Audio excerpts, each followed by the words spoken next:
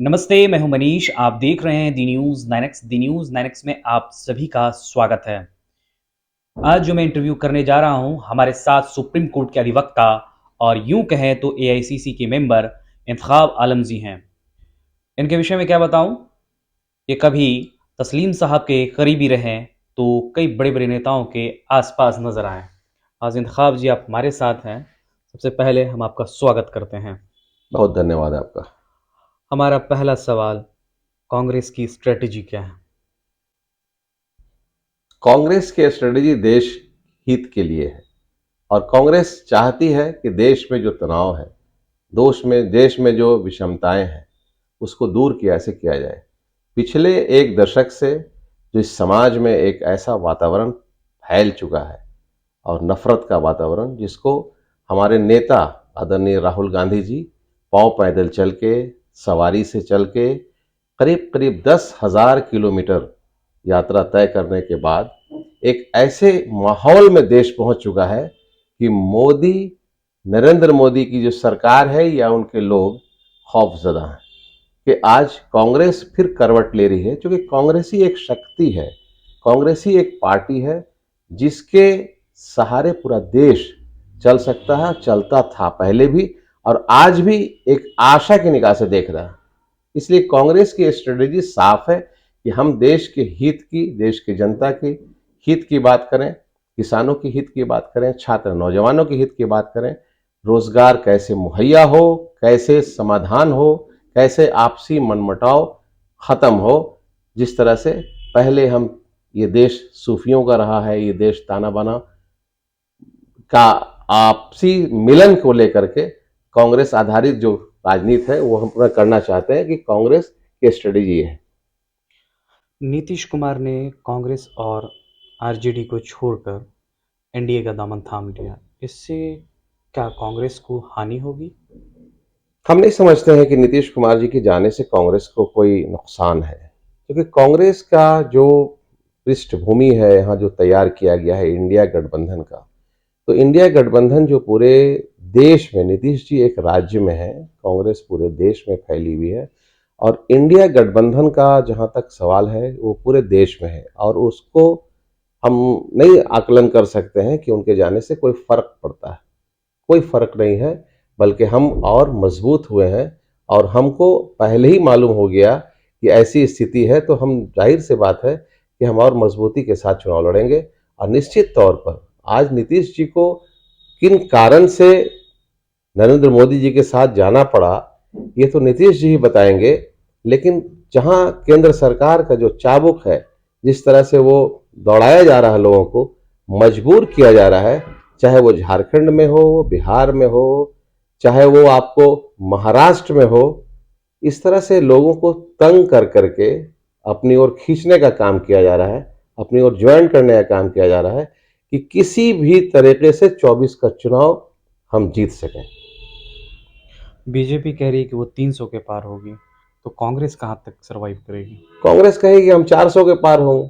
सवाल उठता है 300 और 400 के पार का नहीं है, सवाल उठता है कि नरेंद्र मोदी जी की हाइट जितनी जानी थी वहां पहुंच चुकी है और एक प्राकृतिक का नियम भी है कि एक गेंद को आसमान में आप उछालेंगे तो एक सीमा जाकर के उसको वापस आना है और वो वापस ही क्रम में है।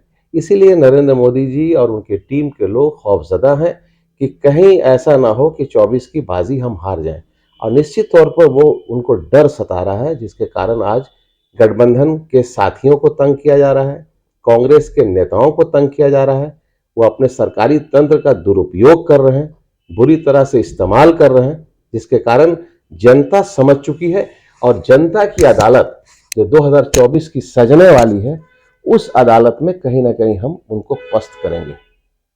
आखिर कैसे? उनके हमारी पास तो स्ट्रेटेजी, राम मंदिर है। देखिए, राम मंदिर है, वो कोर्ट के आदेश से मंदिर का निर्माण उन्होंने करवाया है, लेकिन तमाम चारों आचार्य नहीं गए वहां। क्या कारण है?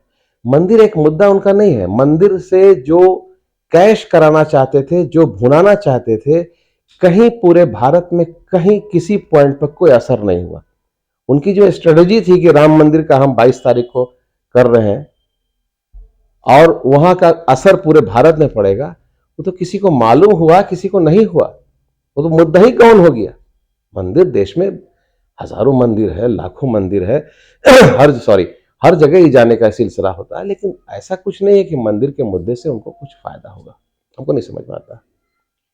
कांग्रेस के विषय में एक बेसिकली कहा जाता है, सामने बीजेपी है, आरजेडी आपके साथ अलायंस में है, वो बंच ऑफ थॉट्स पे विरोध करती है, लेकिन कांग्रेस बंच ऑफ थॉट से डरती है विरोध करने पे, ऐसा क्यों? नहीं, ऐसा कुछ नहीं है। कांग्रेस बंच ऑफ थॉट से विरोध करती है या नहीं करती है, ये एक प्रश्न अलग है। मतलब यह है कि आरजेडी और कांग्रेस का जो मिलन है, जो शक्ति है, जो नेचर ऑफ वोट्स एक जैसा है, हम विरोध सच का सामना करने के लिए करते हैं। आज हमारे नेता जिस तरह से आंख में आंख डाल के नरेंद्र मोदी की बात करते हैं, वो कोई दूसरा नेता है क्या इस देश के अंदर? उसने जितनी कुर्बानी इस बिहार, उत्तर प्रदेश, बंगाल को लेके करने का काम कर रहे हैं, 176 सीट है, जहां आप 80 सीट उत्तर प्रदेश की है, 40 बिहार की है, 42 वेस्ट बंगाल की है और 14 झारखंड की है। आप समझ सकते हैं कि लोगों को कहा गया कि आप चुनाव लड़िए, कांग्रेस की सीटें बहुत अधिक डिमांडिंग में नहीं रखा गया, उसके बाद ये कुर्बानी है उनकी। तो फिर कांग्रेस क्या सोच रही है, चूंकि उसके साथ तो लेफ्ट भी है। पिछले दफा एक बार देखा गया था कि लेफ्ट में जो बेगूसराय में चुनाव लड़ा गया था, उस सिंबल पे आरजेडी ने भी अपना कैंडिडेट उतारा था, हालांकि राजू यादव को एक टिकट दिया गया था जिस पर कैंडिडेट नहीं उतारा गया था। तो इस तरह की समस्याएं तो इस बार नहीं होगी। नहीं, ऐसी समस्या हमको नहीं लगता है कि नजर आएगी। सबका लक्ष्य एक है। राहुल गांधी जी का भी लक्ष्य एक है कि मोदी जी को पस्त करना है। राहुल गांधी से लेकर लालू यादव जी का भी वही है, तेजस्वी यादव जी का भी है, स्टेलिन का भी है, झारखंड में भी है। तो आनंद आपको ममता बनर्जी का भी वही स्टैंड है, अरविंद केजरीवाल जी का भी वही स्टैंड है। तो देश भर के जो गठबंधन के नेता हैं, उनका एक इशू है और वो एक इशू पे हम एक जगह इंटैक्ट है, इसलिए वो ज्यादा परेशानी में दिख रहे हैं। इंडिया अलायंस से कई लोग बाहर निकल गए। सबसे ज़्यादा नज़र जयंत चौधरी पर थी, जिनके दादाजी को सम्मान दिया गया, भारत रत्न देने की बात कही गई। तो क्या लगता है इंडिया अलायंस से कई लोग बाहर निकल रहे हैं, इसको कैसे बचाएगी इंडिया अलायंस? देखिए, इंडिया अलायंस से निकलने की बात नहीं है। हम आज अपने यंत्र को, सरकारी यंत्र को बुरी तरह दुरुपयोग करके, इस्तेमाल करके, आज भारत रत्न के नाम पर, पहले पुलवामा के नाम पर वोट मांगने का जो एक सिस्टम बना रखा है, ऐसा नहीं। आप घर से उस भारत रत्न एक सम्मान का ये है, उसको जो सम्मानित व्यक्ति को दिया जाता है। अब इतने भारत रत्न देने का हम उस पर नहीं जाना चाहते, लेकिन जिस तरह से भी भारत रत्न का एक सिलसिला रखा गया है, वो भी जो रत्न लेने वाले भी हैं, वो भी सोच रहे हैं कि अगर हम दूसरा एक व्यक्ति अगर कोई बाहर निकलेगा तो पकड़ के भारत रत्न दे देगा। ऐसी कहावत चल रही है और ऐसा सोशल मीडिया पर हो रहा है, जो एक समझ लीजिए कि वो ठीक नहीं है। हम समझते हैं कि जिस तरह से भी यूज करने की सिस्टम को बना रखा है केंद्र सरकार ने, भाजपा की सरकार ने, वो यूज को बंद करना होगा। उससे देश जो है, देश हित की बात नहीं है, उससे देश विकसित नहीं होगा, उससे देश तरक्की नहीं करेगा। हम नौजवानों की जो मंसूबे हैं, उनको हम अमली जामा नहीं पहना सकते हैं। हम बारह पहले भी कहा आपको, ये देश बहुत मुश्किल से बना है। उस मुश्किल से देश को बनने में हम बहुत, हमारे जान की आहुति गई है, हमारे पूर्वज ने कुर्बानी दी है इस देश को संवारने में। हम ऐसे ही इसको नहीं मिटने देंगे। इसलिए राहुल गांधी पांव पैदल चल के पूरे देश को इकट्ठा कर रहे हैं कि अब ऐसा दिन नहीं आया है, 24 के चुनाव में कहीं ना कहीं वो मामला हम इसको पकड़ेंगे। कमलनाथ जी को लेकर क्या कहना है? कहा यह जा रहा है सोशल मीडिया पर, अब तक उन्होंने वेरीफाइड नहीं किया है कि वो कांग्रेस छोड़ रहे हैं। कांग्रेस पार्टी में बेशुमार लोग आए हैं, बेशुमार लोग को कांग्रेस प्रभावित किया है, बेशुमार लोगों को कांग्रेस ने जगह दी है। कांग्रेस पार्टी हमेशा उन ऐसे लोगों को इकट्ठा रखा है कि वो अपने आप में भी एक चीज से हम ये आपको कहना चाहते हैं कि कितने लोग आते हैं, कितने लोग चले जाते हैं, लेकिन उसका कहीं कोई रिजल्ट नहीं देखा जाता है। कांग्रेस विचारधारा की पार्टी है, कांग्रेस एक आइडियोलॉजी की पार्टी है।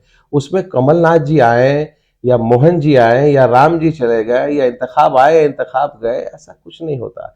किसी पर कोई परवाह नहीं होती है। धारा एक राह है जो हम गांधी जी ने हमको बता रखा है, उस राह पर चल के पुनः कांग्रेस की शक्ति जो खोई है उसको हम बहाल करने में लगे हैं। इसलिए ऐसे मौके पे राहुल गांधी जी भी तैयार हो रहे हैं कि जो लोग ऐसी शक्ति जो कांग्रेस के अंदर कहीं ना कहीं हमको नुकसान कर रहे हैं वो स्वतः से जा रहे हैं, तो अच्छी बात है। जाने के लिए भी उनको कहा नहीं जा रहा है, वो खुद से जा रहे हैं। उसकी वजह यह है कि वो अपना स्वार्थ सिद्धि रख रहे हैं। सेल्फ अगर डिफेंस की बात रखते हैं तो उनको भी एक चीज तो ये भी हो सकता है, दूसरा ये है कि जो केंद्र सरकार का चाबुक है वो कहीं ना कहीं किसी को तंग किया जा रहा है, डरा के राजनीति की जा रही है। और डराई हुई राजनीति से आप देश का निर्माण करेंगे, स्वस्थ भारत का निर्माण निश्चित तौर पर नहीं होगा। इसलिए आप नरेंद्र मोदी जी से आपके चैनल के माध्यम से हम कहना चाहते हैं कि वो डराने की राजनीति बंद करें। आपको पब्लिक ने, वोटर्स ने माइंडेड दिया है केंद्र सरकार में एक अच्छे डेवलपमेंट के लिए, उस दिशा में आप काम करें तो बेहतर देश बने सकता है। इंतखाब जी, आप सीमांचल में आए हुए हैं और सीमांचल क्षेत्र घूम रहे हैं। इस वक्त असदुद्दीन ओवैसी आए हुए थे और उन्होंने कांग्रेस पर यह आरोप लगाया कि विकास का कार्य नहीं हो पाया। क्योंकि वो किशनगंज आए थे और किशनगंज में सिटिंग एमपी हैं आपका, इसलिए सवाल है। देखिए, किशनगंज और सीमांचल की बात आपने उठाई कि ओवैसी साहब यहाँ इस इलाके में आए। भारत के पूरे देश में आप कहीं भी जा सकते हैं, उसके लिए कहीं कोई रुकावट नहीं है और आने जाने का सिलसिला है। वो अपनी पार्टी का विस्तार कर रहे हैं, वो पार्टी को फैला रहे हैं। और आरोप प्रतिरोप जहाँ तक सवाल उठता है कि ओवैसी साहब डेवलपमेंट की बात करते हैं, तो पहले वो हैदराबाद के अपने जो छोटे भाई हैं अकबर ओवैसी की जो सड़कें हैं उसका निर्माण पहले करा लें, उसके बाद फिर आगे बात करें। हम अभी हैदराबाद गए थे और सड़कों का जो बुरा हाल देखा है तो मुझे लगा कि भाई ये सिर्फ ख्वाब है। ये हैदराबाद जो एक मैंने खूबसूरत शहर के रूप में देखा जाता है, लेकिन वहाँ की सड़कें इतनी ख़राब अवस्था में हैं, मुझे लगा कि भाई ये सिर्फ भाषणबाजी करते हैं और उसके अलावा कुछ नहीं है। पहले उस सड़क का निर्माण करें, तब बिहार के विकास की बात करें।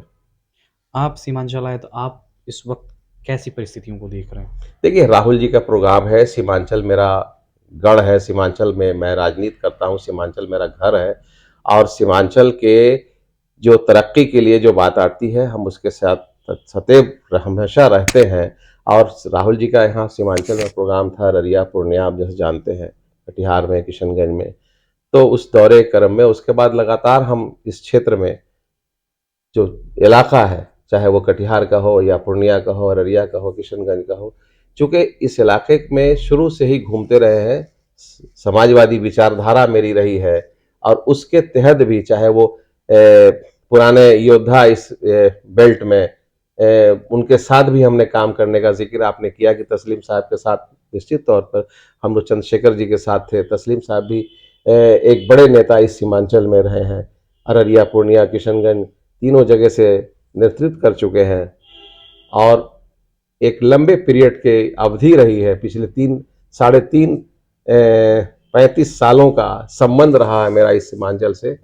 तो वहाँ मुझे दर्द होता है कि सीमांचल आज भी पिछड़ा है, आज भी इसकी अनदेखी होती है, आज भी केंद्र सरकार या राज्य सरकार जो सुविधा देना चाहिए पूर्णिया को, अररिया को, किशनगंज को, वो सुविधा नहीं देती है।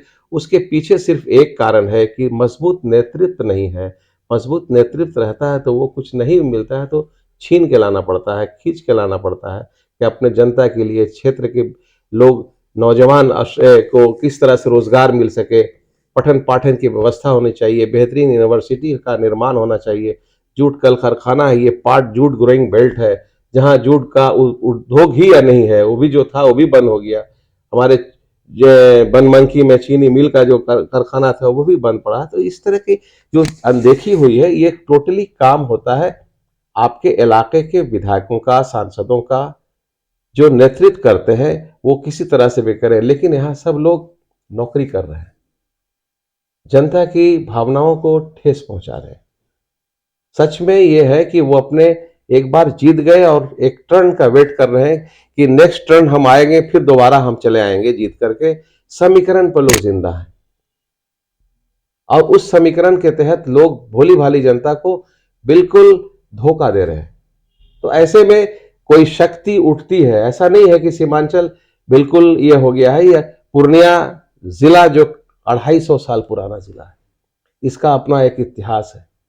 लेकिन उस इतिहास को अगर हम उस वर्क को उलटेंगे तो बहुत सारे लोग यहाँ आए और गए या गुजरे, लेकिन आज भी उसका चमक जो है धुंधला हो रहा है। उस धुंधलेपन को समाप्त करने के लिए सीमांचल का दौरा मेरा पहले भी रहा है, आज भी है, और इस पूर्णिया जिला में, कटिहार जिला में, अररिया जिला में, किशनगंज जिला में जब भी कोई ऐसी जरूरत लोगों को पड़ती है, इंतखाब आलम वहां खड़े रहते हैं। आखिरी और सबसे महत्वपूर्ण प्रश्न, जब अलायंस होगा लालू जी और लेफ्ट और कांग्रेस तीनों रहेंगे, तो सबसे ज़्यादा नज़र अगर रहेगी ना तो वो सीवान सीट पर रहेगी। हालांकि वो आरजेडी के हिना साहब को लेकर के रहेगी, तो क्या वहाँ कांग्रेसी कैडर काम करेंगे? क्योंकि पूरे बिहार के केंद्र बिंदु में वो सीट जरूर है। देखिए, सब सीट केंद्र बिंदु बनता है, हमको एक एक सीट का पूरा नज़र है और हम हर सीट को जीतना चाहते हैं। हम हर सीट पर मेरी पैनी नज़र रहेगी और हमारी नहीं, तमाम गठबंधन के तमाम नेताओं के तमाम वर्करों की नज़र रहेगी। सिर्फ वही एक सीट नहीं है कि उस सीट पर नज़र रहेगी, ऐसा नहीं है। सांसद वहां से भी एक होते हैं, पूर्णिया से भी एक ही होंगे। अगर हम गिनती गिनेंगे तो ऐसा नहीं है कि सीवान का 5 सांसद हो जाएगा, ऐसा नहीं है। देखिए, कोई सीट का इंपॉर्टेंस किसी व्यक्ति से नहीं होता, उसके जीत का अपनी अहमियत होती है। अगर वहां गठबंधन के प्रत्याशी जो भी रहेंगे, कांग्रेस के सारे कार्यकर्ता, सारे नेता वहां उनका काम करेंगे। प्रत्याशी कोई हो, गठबंधन फैसला करती है, पार्लियामेंट्री बोर्ड फैसला करती है। उस फैसले के तहत पूरे बिहार में हम लोग हर जगह, चाहे आरजेडी का, वाम मोर्चा का, किसी का कैंडिडेट होगा, मदद करेंगे। जी, बहुत बहुत शुक्रिया। हमारे साथ थे एआईसीसी के मेंबर और सुप्रीम कोर्ट के वकील इंतखाब आलम जी, जिन्होंने अपनी बात बेबाकी ढंग से रखी। बहरहाल, आपको हमारा इंटरव्यू कैसा लगा, अपनी राय हमारे कमेंट बॉक्स में दें। अगर आप हमारा ये वीडियो फेसबुक पे देख रहे हैं तो हमारा फेसबुक पेज लाइक कर लें। अगर आप हमारा ये वीडियो यूट्यूब पर देख रहे हैं तो हमारा यूट्यूब चैनल दी न्यूज़ 9 को सब्सक्राइब कर लें। शुक्रिया।